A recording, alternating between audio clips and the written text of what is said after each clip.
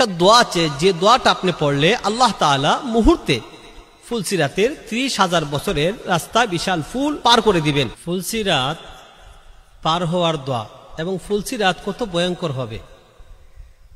ফুলসিরাত সবাই পার হতে হবে।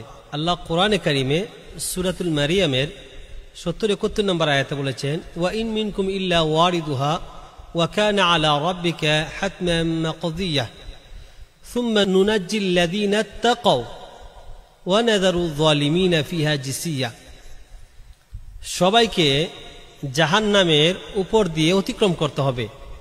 ফুলসিরাতটা হলো জাহান্নামের উপরে 30,000 বছরের রাস্তা। প্রত্যেক লোক তার আমল অনুযায়ী পার হয়ে যাবে। যার ঈমান মজবুত, আমল বেশি হবে, তার ফুলসিরাত পার হওয়াটা এত স্পিড হবে। কারো জন্য তার আমলগুলো ফুলসিরাতের পুলে মোমবাতির মতো, ল্যাম্পের মতো পাওয়ার হবে। কারো জন্য ফুলসিরাতের পুলে কারেন্টের লাইটের মতো আলোর ব্যবস্থা হবে। অর্থাৎ ঈমান এবং আমল অনুযায়ী ফুলসিরাতের ফুলে আলোর ব্যবস্থা করা হবে।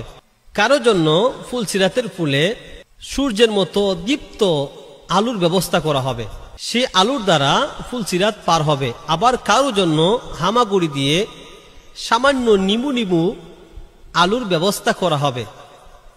তো ফুলসিরাত সবাই পার হতে হবে। ফুলসিরাতের নিচে হলো জাহান্নাম। যারা পার হতে পারবে না তারা জাহান্নামে পড়ে যাবে। রাসূলুল্লাহ সাল্লাল্লাহু আলাইহি সাল্লাম বলেছেন, হাশরের ময়দানে আল্লাহ রাব্বুল আলামিন ঘোষণা দিবেন, যে যার ইবাদত করত তার সাথে যেন চলে যায়, তাদের সাথে যেন মিলিত হয়ে যায়। তো যারা সূর্যের ইবাদত করত তারা সূর্যের সাথে চলে যাবে, যারা চন্দ্রের ইবাদত করত তারা চন্দ্রের সাথে চলে যাবে, যারা মূর্তির ইবাদত করত তারা মূর্তির সাথে মিলিত হয়ে যাবে। থাকবে ইমানদার মুমিনরা এবং মুনাফিকরা। তো সব নবী রাসূলগণ ফুলসিরাত পুলের কাছে পেরেশান থাকবেন। সব নবী রাসূলের ভয় থাকবে যে ফুলসিরাত পার হতে পারবো কিনা। রাসূলুল্লাহ সাল্লাল্লাহু আলাইহি সাল্লাম বলেছেন, সব নবী রাসূলের জবানে থাকবে আল্লাহুম্মা সাল্লিম সাল্লিম, আল্লাহ বাঁচাও, রক্ষা করো, রক্ষা করো। হাশরের ময়দানে যেমন থাকবে ইয়া নাফসি ইয়া নাফসি, আল্লাহ আমার নিজেকে বাঁচাও।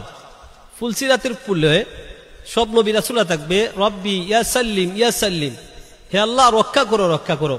তো রাসূল বলতেছেন, ওই ফুলসিরাতের ফুল আমি নবী সর্বপ্রথম পার হব, আমার উম্মতরা পার হবে।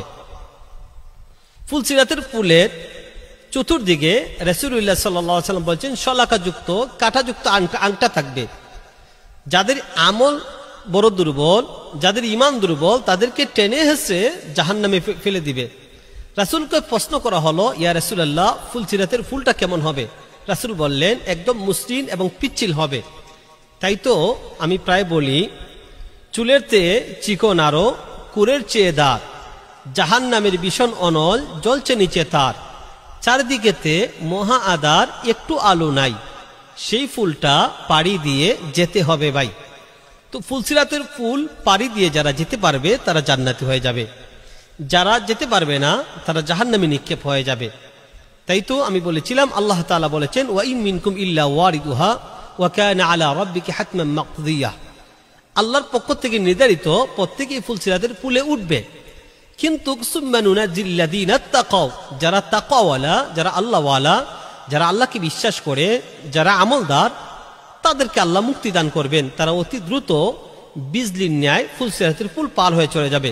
ওয়া নাযারু যালিমিনা ফিহা জিসিয়া, এবং যারা নাফরমান, যারা জালেম, তারা ফুলসিরাতের পুল থেকে পিছলে জাহান্নামে পড়ে যাবে।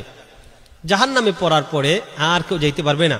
কোরআনে কারীমের মধ্যে আল্লাহ রাব্বুল আলামিন কয়েক জায়গায় বলেছেন, ওই দিন কাফের মুশরিকরা, বেদিনরা বলবে যে, তোমরা একটু সময় আমাদের জন্য অপেক্ষা করো, আমরা তোমাদের নূর দেখে, ওয়া ইয়াকুলুল মুনাফিকিনা ওয়াল মুনাফিকাত, বলতেছেন তারা বলবে যে একটু সময় অপেক্ষা করো, আমরা তোমাদের আলো দেখে দেখে আমরা ফুলসিরাত ফুলটা পার হয়ে যাব।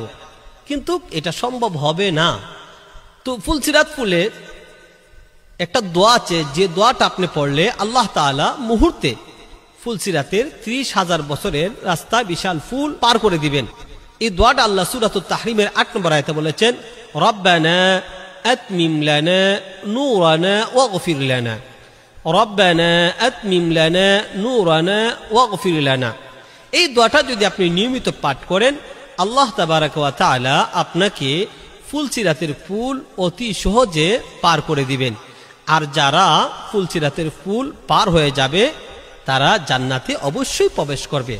আল্লাহ রাব্বুল আলামিন আমাদেরকে এই আমলটা করার তৌফিক দান করুন।